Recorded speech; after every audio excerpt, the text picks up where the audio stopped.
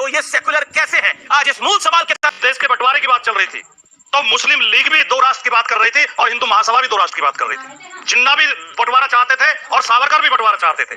जितने कम्युनल जिन्ना थे उतने ही कम्युनल सावरकर भी थे। ये हमें ईमानदारी से स्वीकार करना पड़ेगा। बिल्कुल बिल्कुल ईमानदारी से। और जो बात यहाँ की जा रही है, आज आपने कहा कि वो सरिया की बात करते थे, लेकिन आज हम मानते हैं भारतीय जनता पार्टी का कोई नेता सांप्रदाय की बात करे, नफरत फैलाने की बात करे, वो उसका व्यक्तिगत आरोप उस पर लग सकता है, लेकिन भारतीय जनता पार्टी क्योंकि भारतीय संविधान की शपथ लेती है तो हम उसे इसलिए धर्मनिरपेक्ष पार्टी मानते हैं।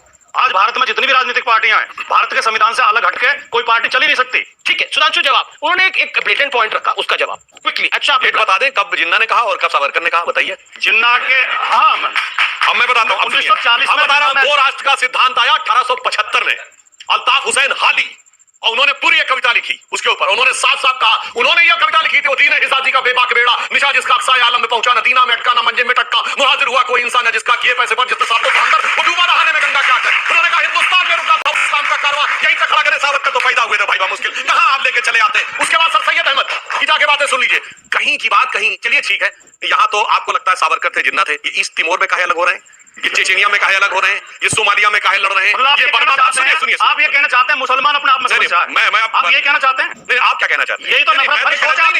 यही तो घृणा भरी सोच है। सोच नहीं, मैं बड़ी मुसलमान इस देश में एक से एक शानदार देशभक्त हुए हैं, देश की आजादी के लिए कुर्बानी दी है, वो भी मैं आज भी एक से एक बढ़िया मुसलमान इस देश में। सारे धर्म को निशाने पर ये आपकी नफरत भरी राजनीति। जवाब दे दो भाई। सुनिए, चाइना के सिचांग प्रोविंस में लड़ाई आरएसएस की वजह से, बर्मा में लड़ाई आरएसएस की वजह से, बोस्निया हर्ज़ेगोविना में आरएसएस की वजह से, सोमालिया इथोपिया आरएसएस की वजह से, फिलिस्तीन में आरएसएस की वजह से, लंदन में सारी लड़ाई आरएसएस की वजह से, 9/11 आरएसएस की वजह से हुआ था। अरे साहब, इतनी बड़ी समस्या है और तिनके की ओर पे पहाड़ छुपा रहे, दूसरा इन्होंने एक से एक काबिल देशभक्त हुए, बिल्कुल हुए।